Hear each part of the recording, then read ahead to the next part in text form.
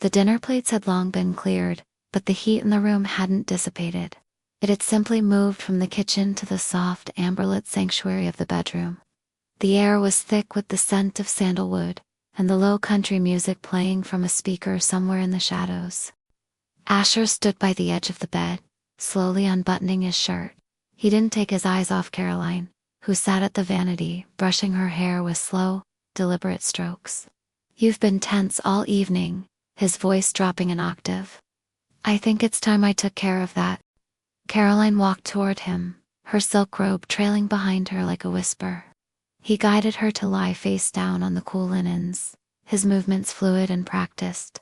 He picked up a small glass bottle from the nightstand, warming the oil between his palms. The soft shuck-shuck of his hands rubbing together was the only sound in the room until he spoke.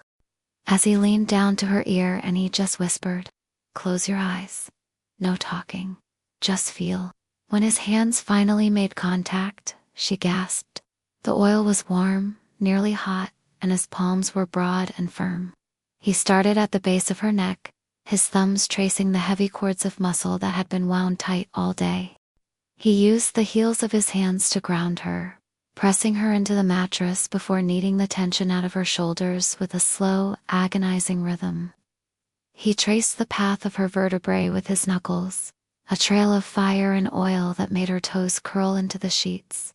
Every time he reached the small of her back where the silk of her robe met the curve of her skin, he would pause. He'd let his fingertips feather over the sensitive dip of her waist, retreating just as she let out a needy breath. "Asher," she murmured, her voice muffled by the pillow. "Hush. You need to hush, okay?" Leaning down so his chest brushed against her back. "I told you. No talking. I'm not finished with you yet." He moved to her legs, his touch becoming firmer, more possessive. He worked his way up from her calves to her thighs, his hands sliding over her skin with a friction that made the air between them feel electric. He was deliberate, focused, treating her body like a masterpiece he was memorizing by touch alone. Finally, he flipped her over. The look in his eyes wasn't just one of care anymore. It was dark, hungry, and entirely focused on her. He poured a few more drops of oil over her collarbone, watching the golden liquid trail downward. "Now," he said, his thumbs tracing the line of her jaw as he hovered just inches from her lips. "Do you still want to play the patience game? Or have I finally broken you?" Caroline reached up, fistfuls of his shirt pulling him down to her. "I think," she breathed against his mouth, "that you've had enough practice." He kissed her neck, biting and kissing lightly as he traced his way down, moving left and to the right. As he nibbled and began kissing them gently, he took my breast in his mouth. A light moan began to escape from my lips. It blended perfectly with the pace at which his lips moved. He came down to my belly button, kissing and licking.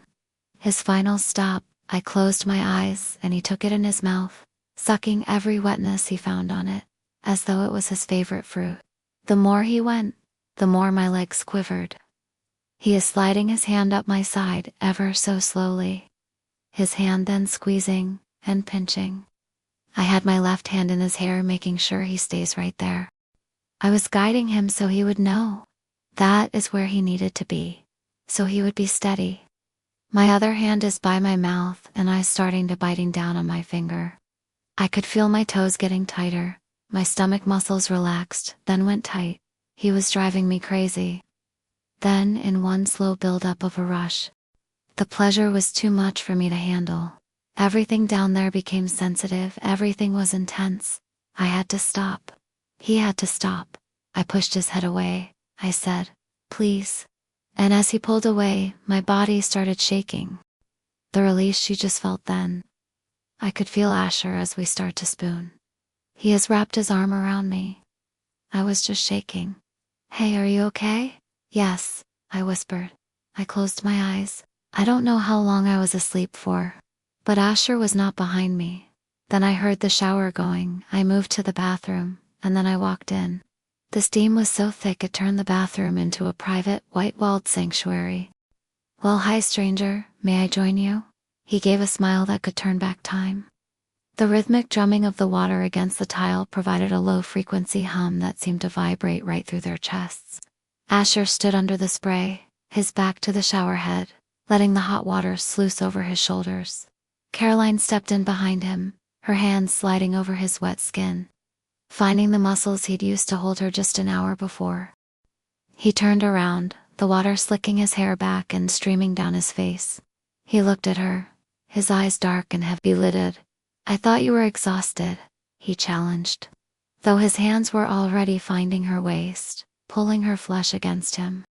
"I lied," she whispered, reaching for the bottle of cedar-scented body wash.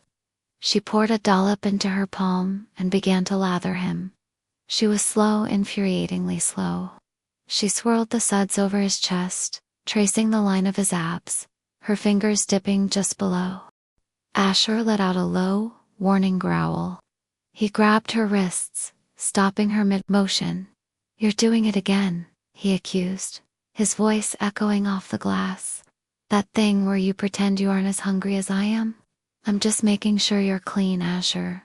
You're so sensitive." She flashed a sharp, wicked smile and leaned in to lick a stray drop of water from his collarbone. He didn't wait this time. He spun her around, her back hitting the cool tile while the hot spray hit her front. He pinned her there, his body a solid, searing weight against hers. The contrast of the cold tile and the scalding water made her gasp, her senses overloaded. His hands slick with soap and water. He held up her one leg, then she whispered his name.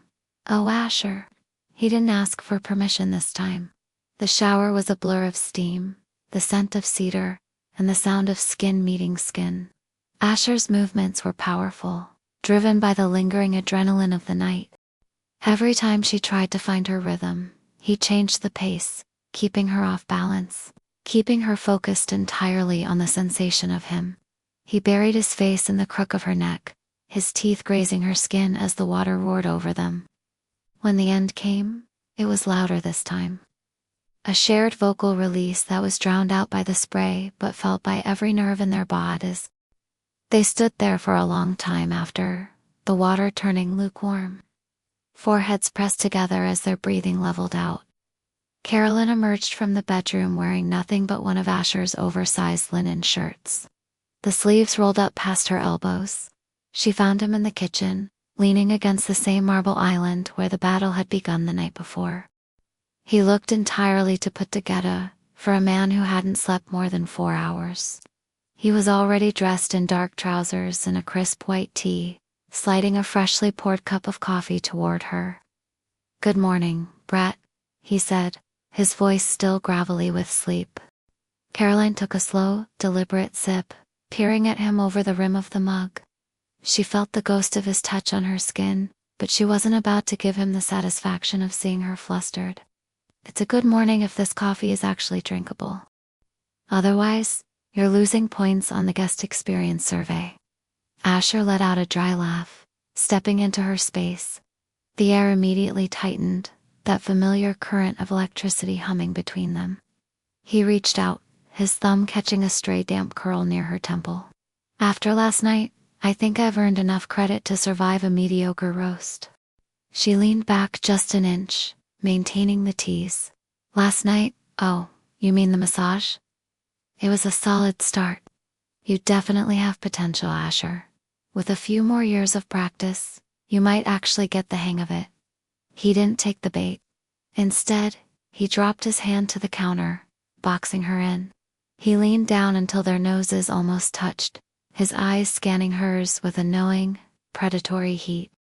"Potential," he repeated, his voice dropping to a low vibrate.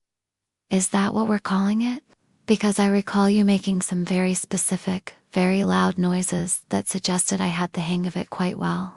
Caroline felt the heat rise to her cheeks, but she held his gaze. "I was being polite. I didn't want to hurt your ego." Asher reached around her, his hand brushing her hip as he grabbed his own mug. He took a long drink, never breaking eye contact. "Well, since I'm such a charity case," he murmured, "I suppose I'll have to spend the rest of the weekend proving my worth. I have a very thorough itinerary planned." It involves a lot of hands-on training. Caroline smiled, a slow, genuine thing that finally broke through her defenses. She reached out and toyed with the collar of his shirt. An itinerary. How organized? Does it include breakfast?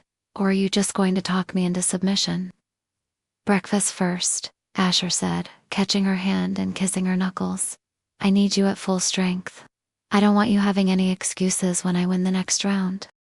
Just hours later, the drive to the restaurant was a study in psychological warfare. Asher kept one hand on the steering wheel and the other resting heavily on Caroline's thigh, his thumb tracing slow, rhythmic circles just beneath the hem of her dress. Every time she tried to shift away, his grip tightened, just a fraction reminding her exactly who was in control of the evening's tempo. You look distracted, Caroline, he remarked, his eyes fixed on the road, though a phantom smirk played on his lips. Is the seat uncomfortable? Or is it just the anticipation? I'm fine, she managed, her voice tight. She reached over to change the radio station, but he caught her hand midair, bringing her knuckles to his lips for a lingering kiss while maintaining 80 miles per hour. Don't rush the music, he murmured. We have the whole night, and I plan on making every second of it feel very, very long. The restaurant was upscale, dimly lit, and crowded, which only made his behavior more dangerous. Under the cover of the white tablecloth, Asher was relentless. While they discussed the wine list, he slipped his hand over to his left, his fingers tracing the line of her knee, then moving up so slow and disappearing under the hem of her skirt. He didn't look at his menu. He glanced at her, watching the way her breathing shallowed every time his hand moved a glimmer higher. When the waiter leaned in to take their order, Asher leaned in too, whispering against her ear, order something light. I don't want you to full for later. Caroline gripped her water glass so hard she thought the stem might snap. She tried to fire back a witty retort, but all that came out was a soft, shaky exhale as his fingers found its mark. He simply smiled and ordered the steak, looking perfectly innocent to everyone else in the room. By the time they got back into the car, Caroline was vibrating with a mix of frustration and desire. Asher, sensing he had her exactly where he wanted her, decided to dial it up. He drove the long way home, taking the winding back roads, his hand now firmly planted and moving with a slow, agonizing deliberation that made it impossible for her to think. Asher, stop, she whispered, though she was leaning into his touch. He pulled the car into the driveway, he turned off the engine. He leaned over, his face inches from hers. You've spent the last 3 hours begging me for this with your eyes. Why should I stop now? The moment the key turned in the lock, and the front door closed, Asher didn't even give her time to kick off her heels. He slammed the door shut and pinned her against it, the sound of the deadbolt clicking home, echoing in the quiet foyer. His hands were everywhere at once in her hair, pulling her head back, on her waist, hoisting her up, against the silk of her dress, seeking the skin beneath. No more waiting, he growled against her mouth, his voice stripped of its playful edge. Caroline wrapped her arms around his neck, her legs hooking around his waist as she pulled him closer, desperate to bridge the final inch of distance. The restraint of the restaurant and the slow burn of the car had vanished. His back muscles flexed, his arms taut, veins visible, skin glistening with sweat. His chest, broad and dusted with just enough hair to look rugged, moved rhythmically with each breath. I swallowed hard. My body was reacting, and a warm ache pulsed between my thighs. A sharp gasp left my lips. God, I was soaked. I couldn't deny I was turned on. My body ached for him. He kissed me hard once and pulled my dress over my head. Asher dropped to his knees in front of me, leaving him face level with my breasts. He kissed and nibbled side to side. I ran my hands through his hair, my head tilted back, and a moan building in my throat. The feel of his hands, lips, and teeth on my body was intoxicating. He slowly moved my panties down, leaving me completely bare to him. I looked down to find him staring at me, a smile tugging at his lips. He carries her over to the couch, then in one fast move, She pushes Asher down and moves slow, looking right into his eyes. Gets on top, leans down, willed her heart too slow, willed her breathing to settle. Opening her mouth, she touched his lips with her tongue, the red wine far sweeter now that it mingled with the taste of him. His kisses were deliberate and thorough, and heat pooled where their mouths met and sunk through her until it settled deep in her stomach. As they were moving slow, you could just feel the build-up. She buried her face into his neck. They both stopped moving. They looked into each other's eyes. Then you could just feel everything below just go tense. Caroline just relaxed, fell into his neck. "Don't move," she whispered. After 5 minutes, and when she moved, a rush of emotion came out.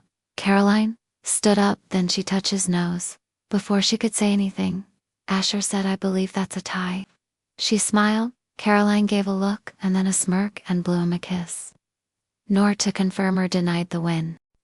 The next day, by 3 in the afternoon, the itinerary had moved to the living room, but very little of it involved actual conversation. They were supposed to be watching a film, but the television was merely providing a flicker of blue light against the closed curtains. The tension hadn't just returned, it had fermented. Every time Asher shifted on the sofa, his thigh brushed hers. Every time Caroline reached for her glass of water, she felt his eyes tracking the movement of her throat. It was a cold war of nerves, each waiting for the other to snap first. Caroline was curled at the opposite end of the leather couch, a book open in her lap that she hadn't read a single page of. She looked over and caught him watching her, not with the playful smirk of the morning, but with a heavy, focused intensity that made her pulse thrum in her ears. "You're staring," she challenged, her voice a little thinner than she intended. "I'm observing," Asher corrected. He set his drink down on the coffee table with a deliberate thud. "I'm wondering how much longer you're going to pretend that book is more interesting than what's happening in this room." "Nothing is happening, Asher. We're just sitting here." He moved, then fessed. In one fluid motion, he was across the cushions, his hand snatching the book from her lap and tossing it onto the floor. He didn't pull her to him. He simply hovered over her, his palms flat on the leather on either side of her head, caging her in. "Lie to me again," he whispered, his face inches from hers. "Tell me you don't feel the way the air literally vibrates when I get this close to you." Caroline's bravado finally cracked. She reached up, grabbing the front of his shirt and pulling him down until their lips were a hair's breadth apart. "I hate you," she breathed, though her hands were already sliding up to his neck. "Liar," he growled. He didn't kiss her. Not yet. He stayed right there, letting her feel the heat radiating off him. Letting her wait until the denial became a physical weight in her chest. He trailed his nose along her jawline, his breath hitching as she arched her neck to give him better access. She moved her head just to the right. He leaned in first. It was a kiss, then he opened his mouth, pushed down on her neck. Her whole body was moving. She tried to pull him down. He just sucked on her neck more. "Say it," he commanded, his voice a low, dark vibration against her skin. "Tell me what you want, Caroline. No games, no banter, just the truth." She let out a frustrated, shaky breath, her fingers digging into his shoulders. "I want you to stop talking," she whispered, her voice breaking. "I want you to take me. Right here, right now." Asher didn't need to be told twice. The patience he had prided himself on all morning vanished in an instant. He claimed her mouth in a kiss that was desperate and hungry, a far cry from the calculated seduction of the nights before. The living room floor became their new battlefield. Clothes were discarded with a frantic lack of grace. A button popping here, a sleeve tucked there, until there was nothing left between them but the cooling air and the searing heat of their skin. He took her with a raw, unchecked urgency, his hands gripping her hips as he drove her toward a peak that felt twice as high as the one before. We stayed motionless as we enjoyed each other's presence, me inside her and her surrounding me. I again gently kissed her and began to move in rhythm. We held on to each other's arms. Our eyes were locked together as I began to move faster. We started to breathe quicker, and our whispered words to each other turned into soft moans. Finally, she arched her back and closed her eyes. She uttered an "oh" of pleasure as the passion washed over her. The tease was over. This was the total, breathless surrender they had been dancing around for 24 hours. She looked at me, I looked at her, and at the same time they both said, "You won." And both started laughing. They both got up, heading to bed. They both fell into bed exhausted. Now they are holding each other. For those who are watching, some of the names were changed to protect the not so innocent. Thank you for watching. There is more stories to come. Please drop a comment. Where you are from, we would love to know. If you like this content, please subscribe and a thumbs up.